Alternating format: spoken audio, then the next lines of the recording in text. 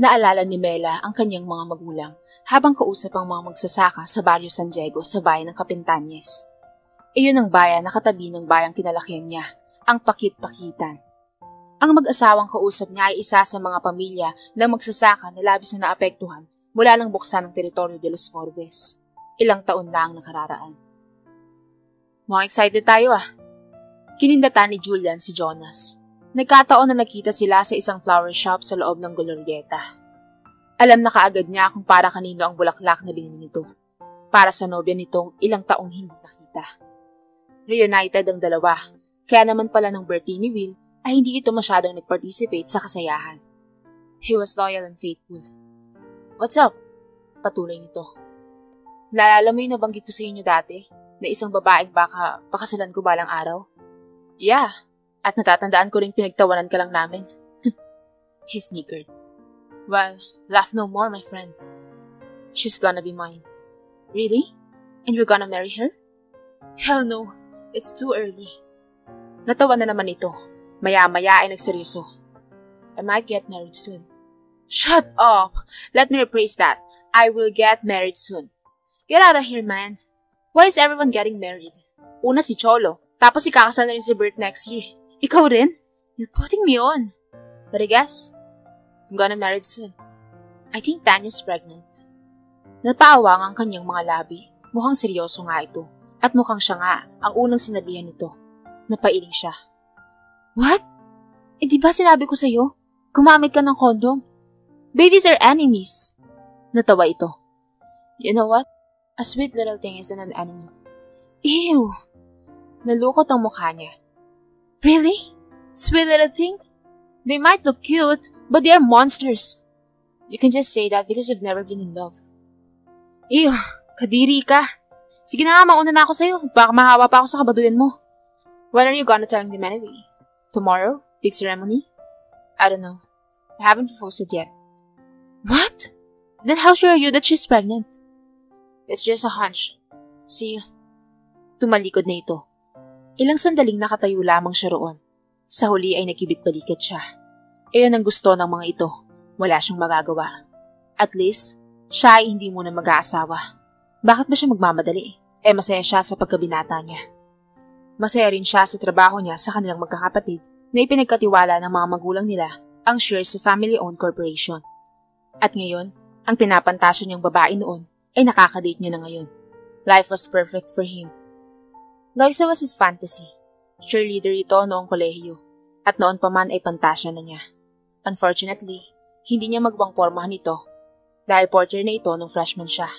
Ang sabi niya, masyado pa raw bata ito when he asked her out. But now, things were changing. Older women dating younger men were the thing nowadays. At ilang ulit na nga silang nagdidate nito. She was now a soap opera star and he was her biggest fan. Single pa rin ito at bagay sila sa kanyang opinyon. Bago siya magtuloy sa restaurant na napag-usapan, ay dumaan muna siya ng Mercury Drug and he bought some rubber. Pagkatapos ng isang buwang interview at research, ay nauwi sa isang konklusyon si Mela. Salot sa bayan nila ang teritoryo de los Forbes. Alam niyang may mga permit ang mga ito ayon na rin sa munisipyo.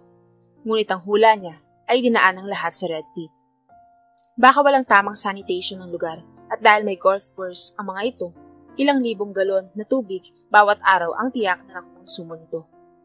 Apektado na ang water supply ng lahat. Dapat talaga ay maisabatas ang isang bill na mas nagpoprotekta sa kapaligiran. Ang mga golf courses ay salot sa kalikasan. Ang mga establishmento na gumagamit ng impluwensya para sa mga permit ay marapat lamang na idemanda. Ilang ulit siyang sumulat sa pamunuan ng teritoryo upang inspeksyonin ang lugar, ngunit hindi siya pinagbigyan. Dapat ngayon na kumilos. Apo, magkalmasay ka muna. Wika sa kanya ng kanyang lola. Minsan nakukonsensya siya rito. Mas magandang buhay ang pangarap niya rito, ngunit mas pinili niya ang isang trabahong maliit lamang ang sweldo. Pero naisip din niya na para din naman dito ang kanyang ginagawa, para sa kapakanan ng bayan ang ginagawa niya, at bubuti ang pamumuhay nito kung ang bayan ay maayos. Kayo po, Lola. Saan ba ang lakad mo, Apo? Tanong nito. Diyan po sa teritoryo, Lola. Mag-arali kami. Ayaw sumama ng ibang magsasaka, pero marami rin akong nahakot. Ako, kung ako ang tatanong mo, huwag mo na lang ituloy yan na po. Hindi po pwede, Lola. Sila ang dahilan kung bakit naghihirap ang mga kababayan natin. Kapag pinalampas natin ito, hanggang kailan nila tayo sasamantalahin? Marubrob ang kanyang pagnanais na itama ang maling sistema. Iyon ang sanhi ng kamatayan ng kanyang magulang. Alam niya kung paano maulila dahil lamang sa ibang ganid na tao. Ayaw niyang magkaroon ng mga tulad niya. Apo, sa pakikipaglaban na yan, nadali ang mga magulang mo. Pati ba naman ikaw? Hinawakan niya ang kamay nito. Huwag kayong mag-alala, Lola. Iba ako. Iba sila. Isa pa, hindi naman ako bayolenteng tao, Lola. Alam niyo naman yun, di ba? Manang-mana ka nga sa ama mo. Wala na itong nagawa.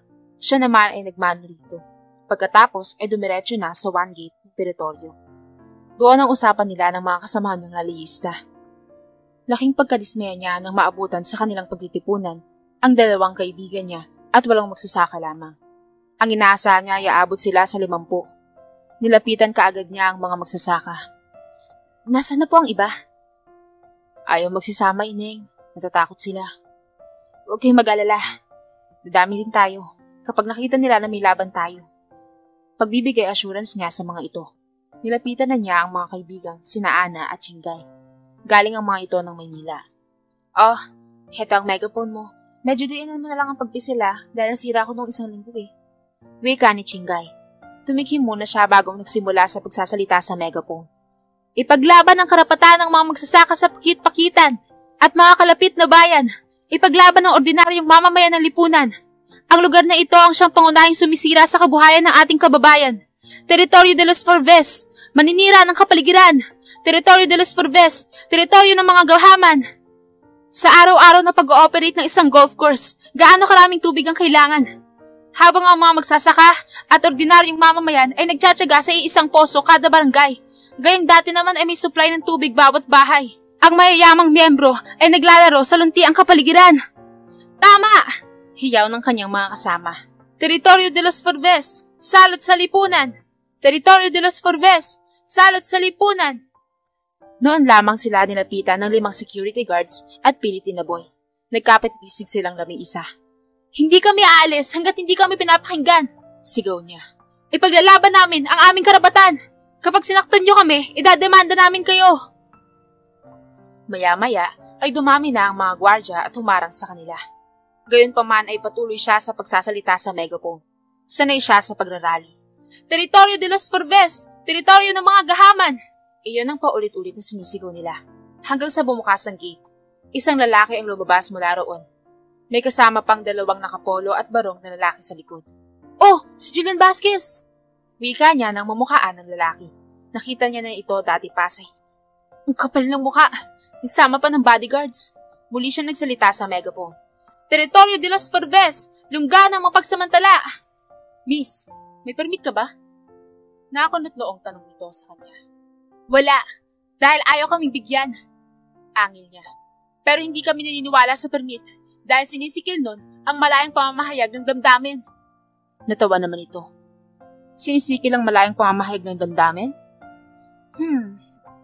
Hinimas pa nito ang baba. Saan mo naman natutunan yan? You're a leftist, aren't you? Hindi kami makakaliwa. Itatama lamang namin ng mali. May batas tayo. Pwede namin kayong idemanda dahil sa ginagawa nyo. Kaya umuwi na kayo o mapipilitan akong idemanda kayong lahat. Kilala niyo naman siguro si Attorney Resplendor, di ba? Gumisi ito. Nais niyang manlumo sapagkat humingi pa rito ng tawad ang mga kasamahan nilang magsasaka. Huwag kayong matakot mga kasama. Ma'am, gusto ka naming tulungan pero wala kaming pambayad ng abogado. Wika kaagad ng isang magsasaka. Pasensya na po sir. Baka po may opening kayo riyan. Wala kasing trabaho ang anak ko eh. Mang Cardo? Nabiglang bulalas niya. Ngunit inignora lamang siya nito. Ako naman po sana ay kahit anong trabaho. Baka po may pwede pa rin pasukan. Wika pa ng isang magsasaka.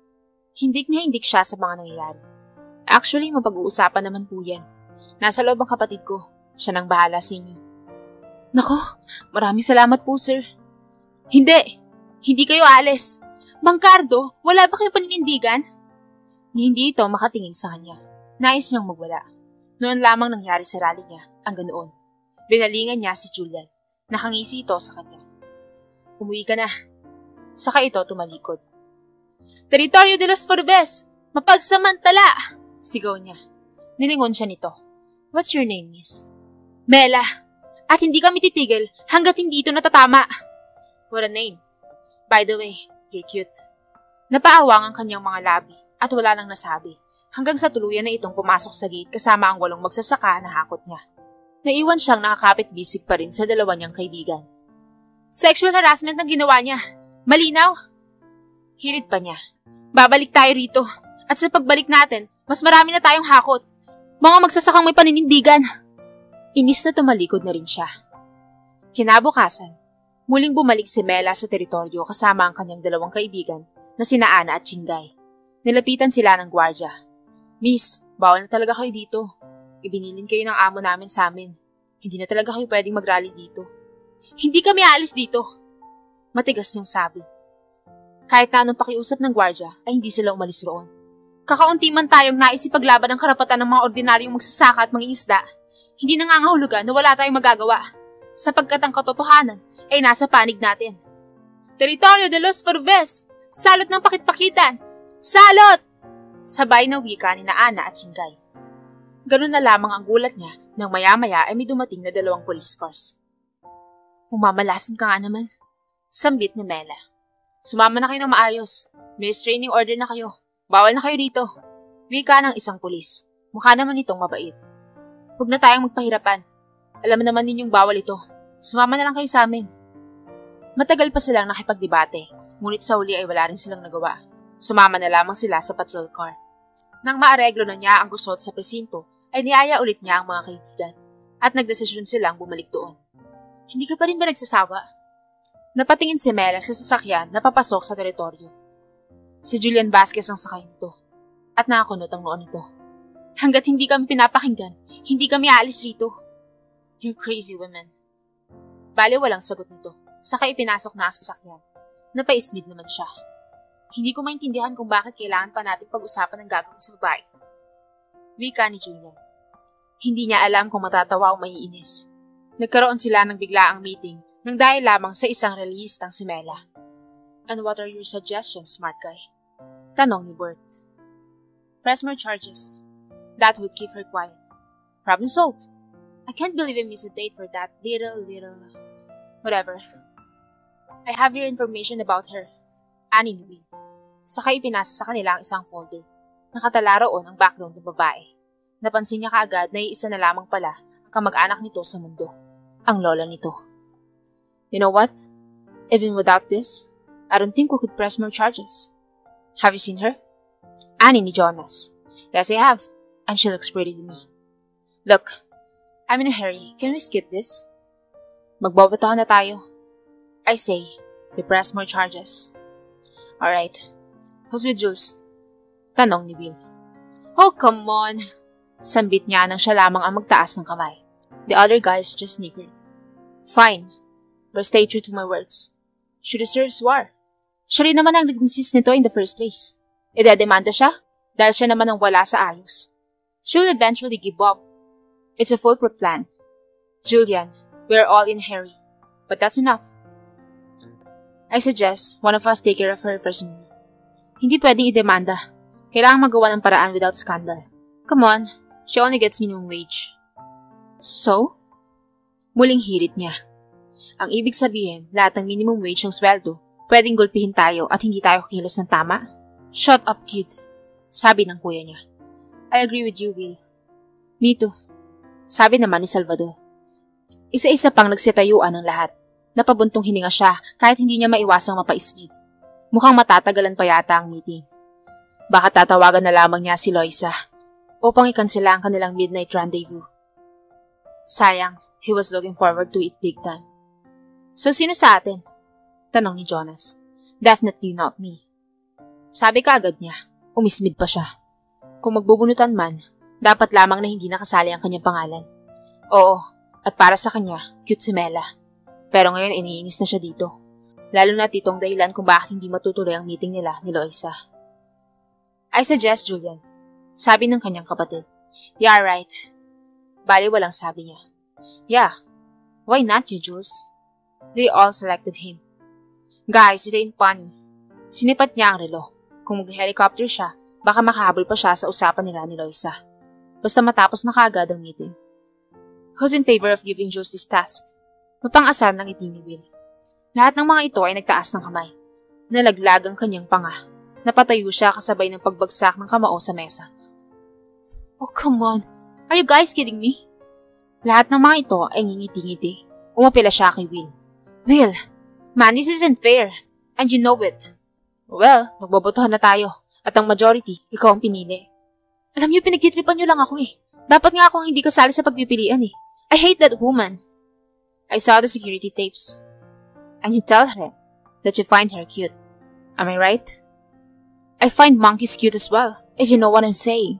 Nangangambang sabi niya. Meeting adjourned. Hey, no way! This isn't fair and you all know it. Kulang na lamang ay magwala siya. Wala sa schedule niya ang bantayan ng Mela na yun. I don't know what to do. Paraan ka namang bata eh. Wika ni Daniel. No way! Hey! Naampas na naman niya ang mesa. Okay, magbuton ulit tayo. And nominate Kuya Anton. Let's all admit it. Siya ang pinakaseryoso dito. Alam mong marami akong trabaho, Jules. Kaagad na protesta ng kapatid. Alright, how about Bert? Siya ang kailangang mag-deal since he's the operation manager. No, masyado na akong maraming trabaho para idagdag pa si Mela. Fine! Nanidedemanda ko siya. You know you can't do that. Saad ni Will. And by the way, she's still outside. Nagrarally. Hanggang ngayon. She's crazy. I suggest, hindi na natapos ang kanyang sasabihin sapagkat nagsitayuan na ang lahat. Padabog siyang lumabas na rin. Harapin niya si Mela. Kailangan kita makausap, babae. Nabigla si Mela sa sinabi ni Julian. Naghahanda na silang umuwing magkakaibigan nun. Ako? Tanong niya sa lalaki. O, ikaw. Sa lubong ang kiling nitong halatang galit. Sige, mauna na kayo. Ako nang bahala. Sigurado ka? Oo, kaya ko ito. Nilapitan niya si Julian. Parang alam na niya ang mangyayari. Marahil ay sasabihin siya nito na wag na muling bumalik doon. Ayun ang nasa isip niya. Ngunit nagkakamali ito kung inaakala nitong basta-basta na lamang siyang susuko dahil babalik siya roon sa susunod na linggo. Come with me. Wika ng lalaki nang makalapit siya. Sumama naman siya papasok sa teritoryo. Noon pa lamang siya makakapasok doon. Bagamat alam na niyang maganda sa loob dahil maraming brochures na ng lugar ang kanyang nakita. May website din ng mga ito sa internet. Nalula pa rin siya nang makapasok. Bakit mo ako pinapapasok dito? Ang tagal-tagal ko nang, shut up, okay? Baling ka agad nito sa kanya. Pinuksan nito ang pinto ng kotseng nakaparada sa hindi kalayuan. Huwag mo akong ma-shut up dyan. Hindi ako natatakot sa'yo. Angil ka agad niya. Just get in. Napilitan na rin siyang sumakay. Na-curious din kasi siyang malaman kung ano ang intensyon nito. Sa isang tila subdivision niya ito dinala. Mayroong arko roon na nagsasabing ang domisilyo de los Forbes. May bala ka pa rin bang mag-rally? Tanong nito sa kanya. Oo. At hindi mo ako masusulan, no? Wala akong balak na suhulan ka. Ang balak ko, demanda ka pa. Tinatakot mo ba ako? Matapang nabalik niya dito. Hindi ako marunong matakot. Hindi lang yun. Pati ang lola mo idedemanda ko. Nagpapatawa ka? Walang kaso ang lola ko. Wala siyang kinalaman dito. Wala ka bang tiwala kay Atty. Resplandor? Mahahanapan niya ng kaso ang lola mo. Huwag kang mag-alala. Bukod pa ron, wala kang makukuhanan ng tulong. Idedemanda ko rin kasi ang mga kaibigan mo. Makukulong kayong lahat. Sama-sama sa isang selda. Masaya, di ba? Tinatakot mo lang ako. Lakas loob na sabi niya. Kahit ang totoo ay kinakabahan na siya. Sa makatwid, nagre-research nito at tama ang sinasabi nito. Hindi ito ang tipo ng taong nananakot lamang. Kung lalaban siya, malamang makakalusot ang lola niya. Ngunit kawawa naman dahil sa tandang yun ay makakasuhan pa. Isa pa, sino lamang ang tutulong dito kung makukulong rin siya. Dama niya ang pagbutil-butil ng pawis niya sa noo. Ang buong akala niya ay may hina ang mga ito, sapagkat hindi na nagtangkang ipapulis pa sila. Ayun pala, inalam na ng mga ito ang lahat ng tungkol sa kanya. Hindi na siya masusurpresa kung malalaman pa nito maging ang paborito niyang pagkain. Ang mga tulad nito ay ang tipong kayang bilhin ng lahat ng naisin. Bumuntong hininga ito na tila ba nauubusan na ng pasensya. At kung nanakot man ako, hindi ka ba natatakot? Hindi. Matapang na tugon niya. Lalaban ako. Walang atrasan. Then you leave me no choice. Bumaba na ito ng kotse. Bago pa siya makahuma ay nabuksan nito ang pinto sa side niya. Nang makababa siya ay parang sakong binuhat siya nito papasok sa napakalaking bahay. Wala siyang nagawa kundi paghahampasin ang likod nito.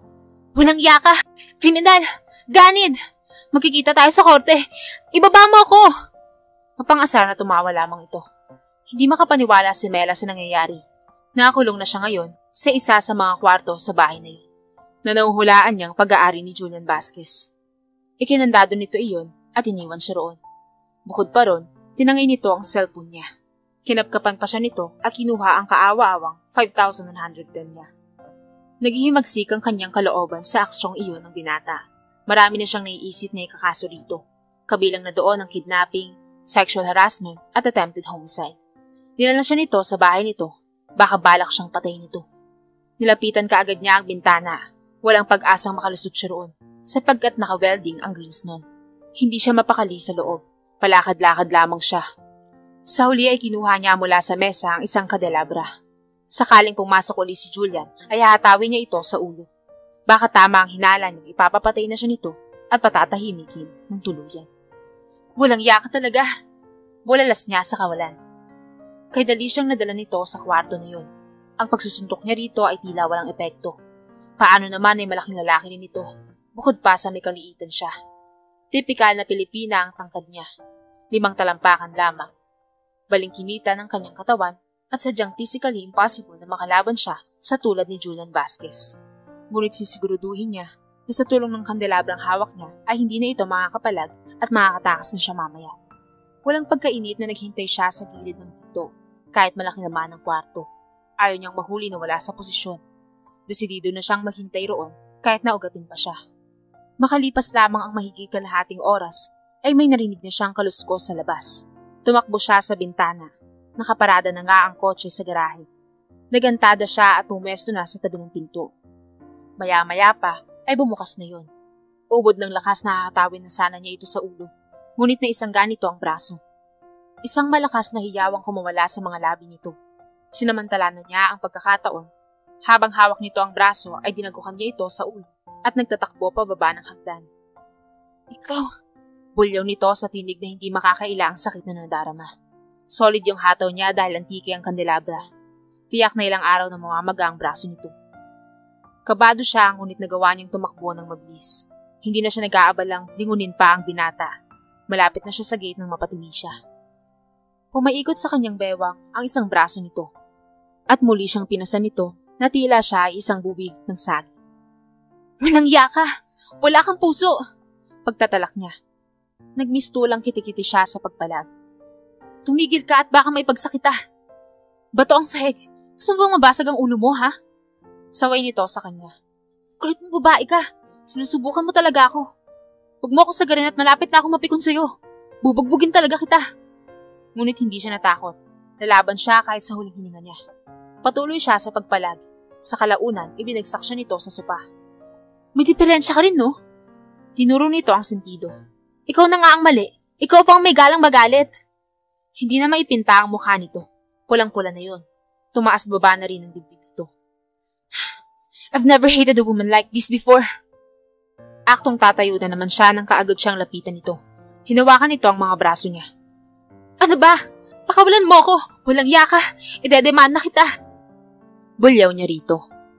Pinalisikan lamang siya nito ng mga mata sa kasinakop ang kanyang mga labi.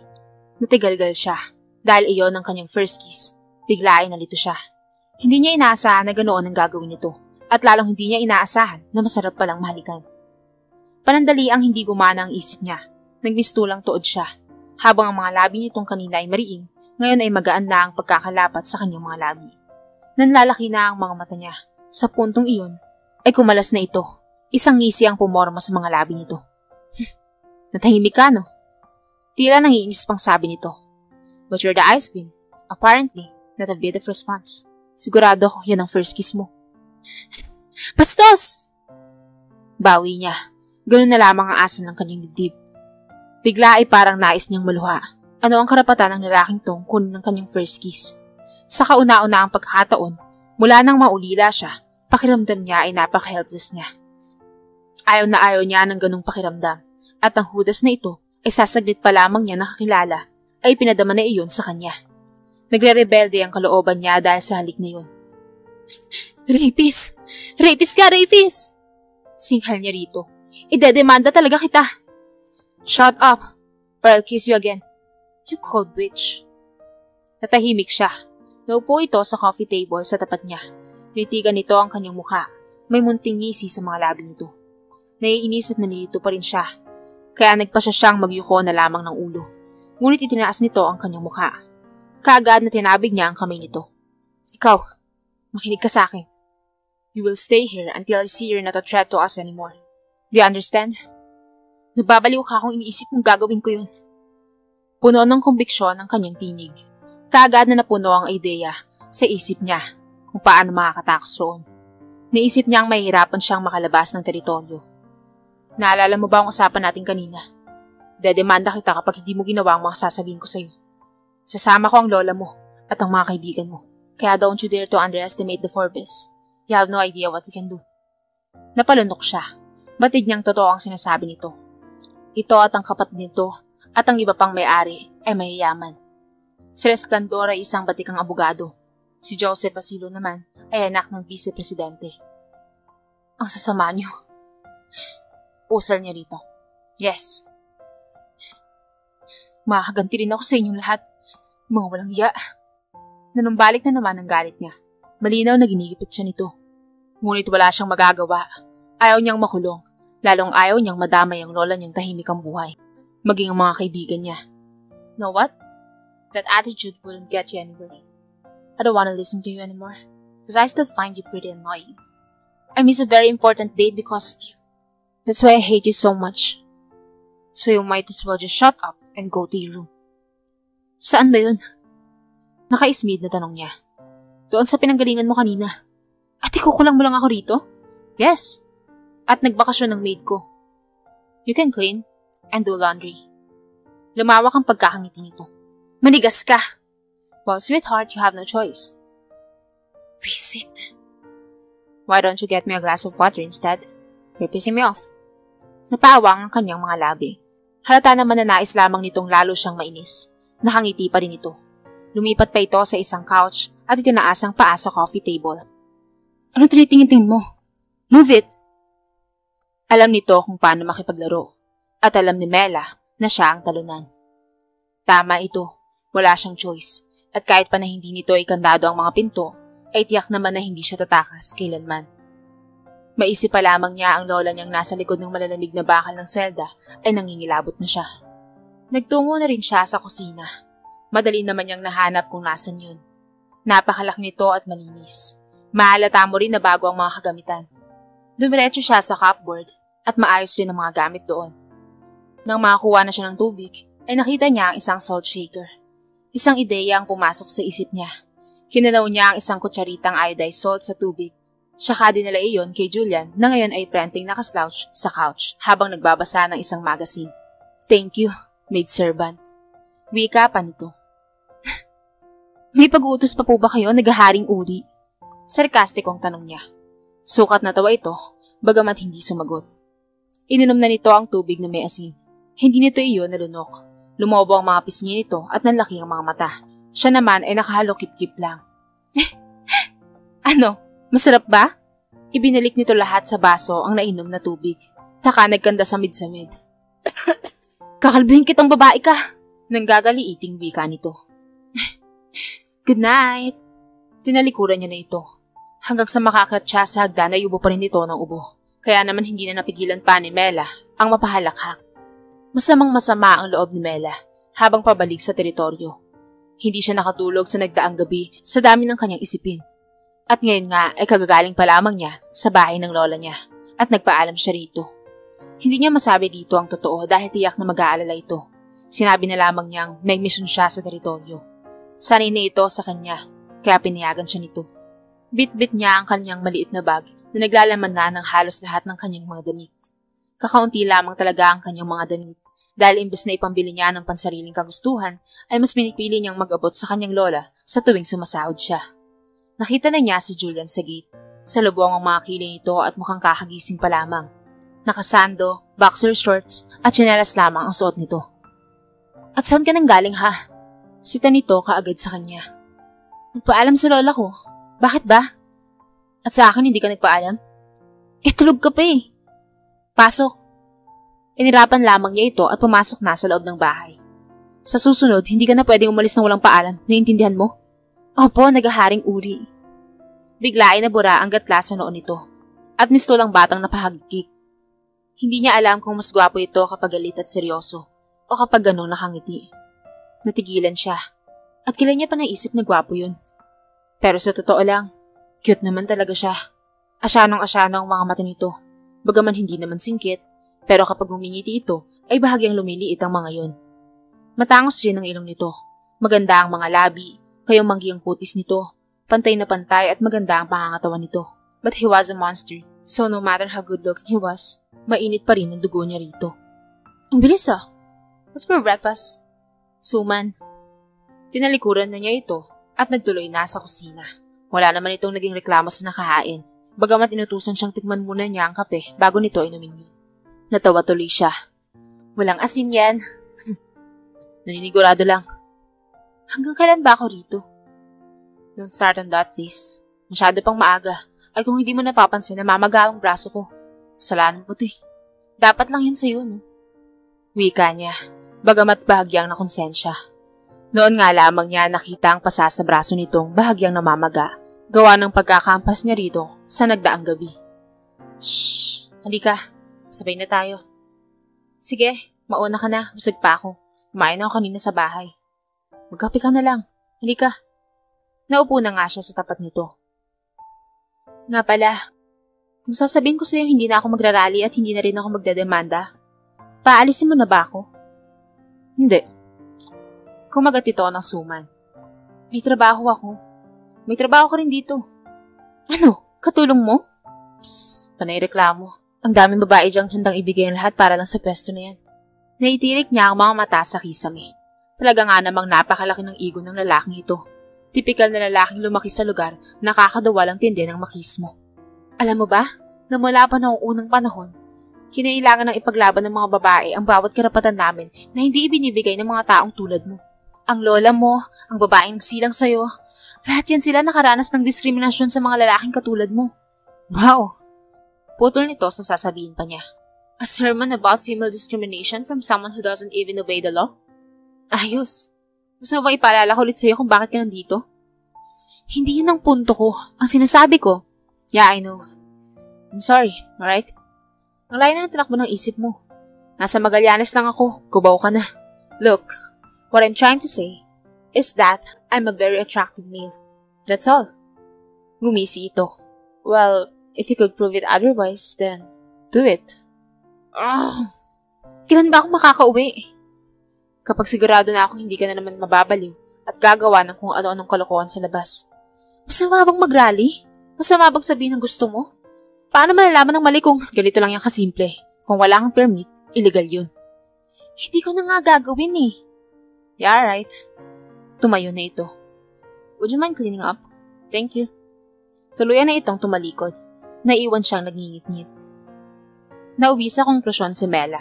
Pagkatapos makilala ang ilang mga kaibigan ni Julian na lahat naman ay mamabait. Para kay Mela, si Julian ay isang masamang tao. Hindi talaga niya maintindihan kung paano naging kaibigan ni Julian sina Cholo at Jared. Nakapwa palaging nakangiti sa kanya. Ang nobya ng mga ito ay mababait din sa kanya. Tanging si Julian lamang ang kakaiba sa kanila. Hindi ito mabait. Hindi ito thoughtful. Niayaw siya nitong makitang nag-iikot sa teritoryo. Na tila ba isang bakterya na mag-iiwan ng sakit sa lugar. Nang araw na yun, isinama siya nito sa hotel. Doon sila na ng halian, sapagkat nasunog niya ang pork chops habang ang loob nun ay hilaw pa. Sinabi naman kasi niya rito hindi siya marunong magluto, ngunit nagpilit pa rin ito. Kesyo nangangatwiran lang daw siya. Sa huli, ito pa ang may ganang mainis sa kanya. Nainis din naman siya rito. Hindi pa rin kasi niya matanggap na ginawa siya nitong katulong. At sa tuwing inuutusan siya nito ay nababatrip siya. Pakiramdam niya ay sinasayang lang nito ang mahalagang oras niya.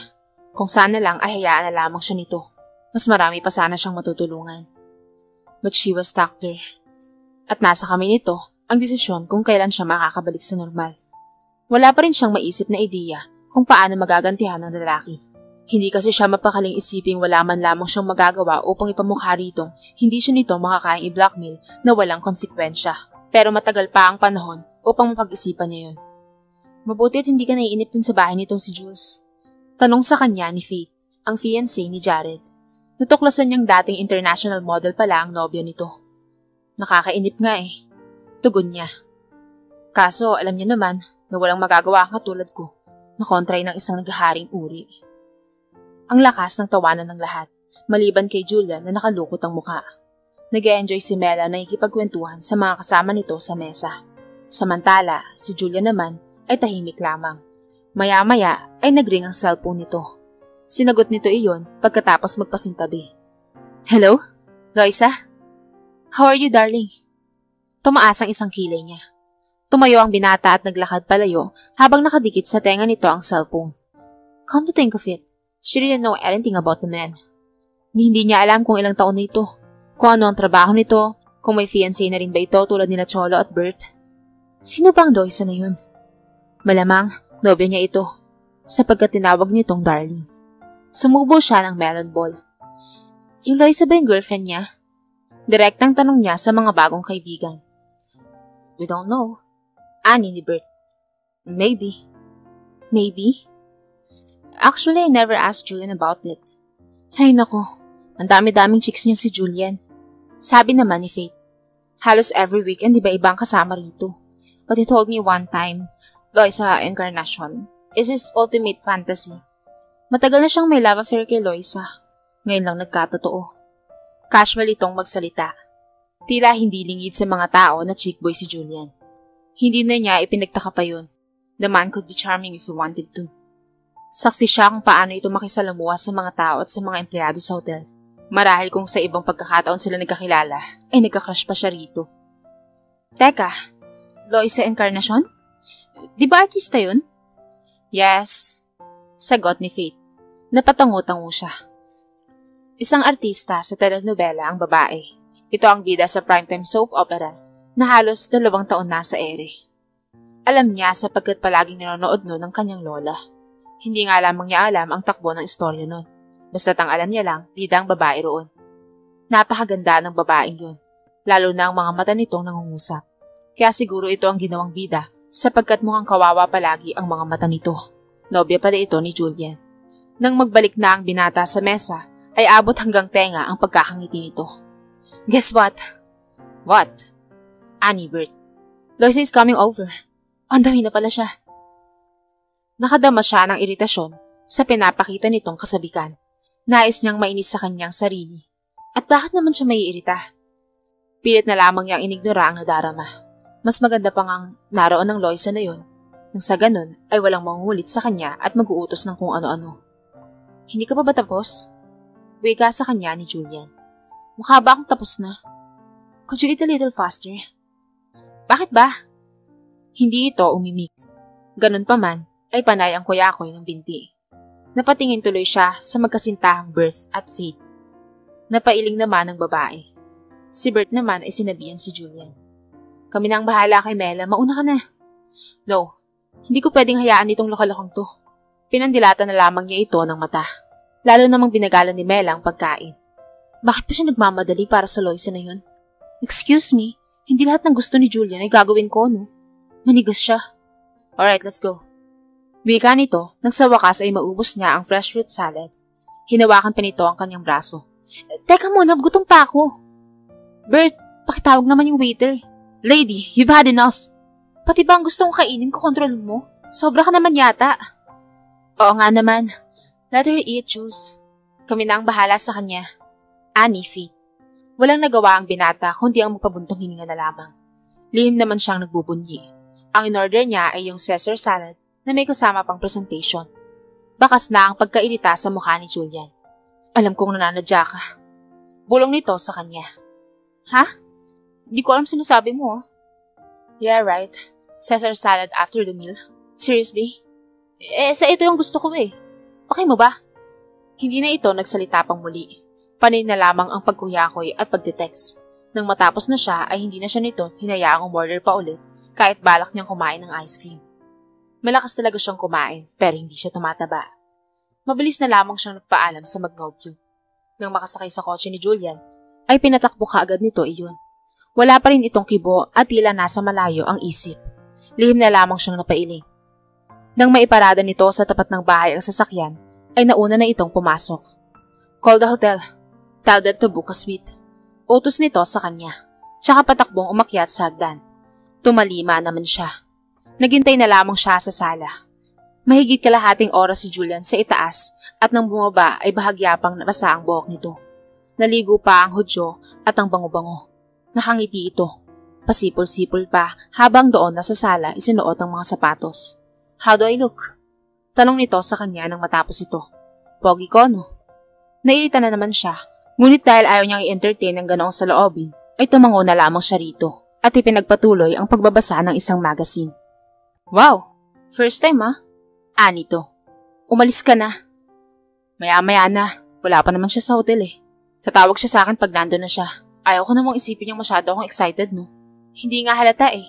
Ganyang basang-basa pa yung buhok mo. At masangsang sa ilong ang pinaligo mong pabango. Ikinunot pa niya ang noo. It's Loisa. She's always fresh. Kaya dapat fresh din ako. Nangingiti-ngiti pa ito na tila ba may naaalala. Hindi niya na sana ito papansinin. Kaya nga lang ay naupo ito sa kanyang tabi. Amuin mo nga ulit ako. Sobra pa talaga yung pabango ko. Lalo pa nitong idinikit ang sarili niya kay Mela. Ano ba? Iritado ang sabmit nito at sabay tinulak siya. Dumikit sa ilong niya ang mabangong amoy nito. Nagsisinungaling lamang siya nang sabihin niyang masangsang iyon sa ilong. Dahil sa totoo lang ay tama lamang ang amoy nito. At kahit na buong araw niyang amoy nito ay walang kaso sa kanya. Gayunpaman, hindi na nito kailangan pang malaman yun. Sige na. Ano ba? Para kang praning. Lumayo ka nga sa akin. Baka masapak pa kita eh. Ang yabang mo talaga. Kala mo naman kaya mo akong sapakin. Sukat inilapit nito ang leeg sa kanya at pilit na pinapaamoy. Kadiri ka. Lumayo ka nga. Natawa si Julian. Tell me, Mela. Do you find me attractive, no? Ew, kapal I bet you do. Dahil sa inis niya ay tumayo na siya. Makakalayo na sana siya, ngunit naging maagap ang kamay nito. Hinigit siya nito papalapit dito. Dahilan upang mawalan siya ng balanse at mapakandong dito. Dumiretso ang braso nito sa kanyang balikat.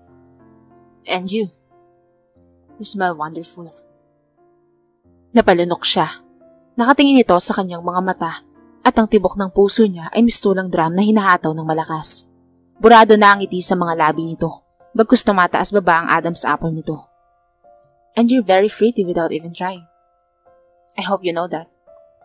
Wala pa rin siyang masabi. Nanatili lamang siyang nakatingin sa mukha nito. Nako, halikan yata ako nito. Pero bakit parang gusto ko? Ano bang iniisip mo, Mela? Halikan kita? Nag-uuyam na tanong sa kanya ni Julian. Bakit? Sa tingin mo ba gusto kong mahalikan mo? Syempre hindi, no? Tsaka siya tumayo. Ngunit sa gulat niya ay hinapit siya nito at mabilis na sinakop ang kanyang mga labi. Huli na nang ma-realize niya ang ginawa nito sa kanya. Nang bitawan nito ang mga labi niya, ay ubod ng lapad ito ngumiti sa kanya. Bastos! Samantala, habang papunta si Julian sa meeting place nila ni Loisa, ay isang video ang kanyang natanggap galing sa hindi niya kilalang tao. Nang i-open niya ang video, ay isa pala itong iskandal. Ganoon na lamang ang panlalaki ng kanyang mga mata nang makilala kung sino ang nasa video. Walang iba kundi si Loisa at ang co-actor nito. Naibato na lamang niya ang kanyang cellphone at bumalik ng hotel. Nadatnan niyang tulog na si Mela. Oh, bakit ka bumalik? Tanong nito sa kanya. Nothing. Kinabukasan, nagulat pa si Mela nang sabihin sa kanya ni Julian na pwede na siyang umuwi at hindi na sila nito ipapakulong. Sa labis na tuwa niya, ay nayakap na lamang niya ang binata. Mabilis na lumipas ang mga araw. Balik sa pagrarally si Mela. Ang akala niya ay magagalit ulit sa kanya si Julian. Ngunit hinayaan na lamang siya nito. Labis siyang nagpasalamat sa lalaki at masaya siya dahil na-realize nito na hindi masama ang kanilang ipinaglalaban. Nang magkaayos silang dalawa ay unti-unti naman siyang napapalapit sa binata at alam niya sa kanyang sarili na mahal na niya ito. Kinagabihan ay dumalaw ito sa kanya. May dala itong 3 pulang rosas. Huwag mo sabihin sa akin niligawan mo ako Biro niya kay Julian. Kahit na ang totoo, ay alam niya talagang akyat ito ng ligaw sa kanya. Paano kung sasabihin ko sa iyong oo? Payag ka ba? Oo naman. Tsaka ayaw ko nang magpakipot pa. Mahirap na maunahan pa ako ng iba. I love you, Mela. Will you marry me? Diretsahan itong tanong sa kanya. Yes, Julian. I will marry you. Sa gulat niya, ay mabilis nitong inangkin ang kanyang mga labi na kaagad naman niyang tinugon. Pagkalipas ng 1 taon, ay masaya silang kinasal at syempre, imbitado ang lahat ng mga taga-teritoryo. Hindi niya akalain na ang dati niyang kinaiinisan na lalaki ay siya pala niyang magiging asawa. Sadyang mapagbiro nga talaga ang tadhana.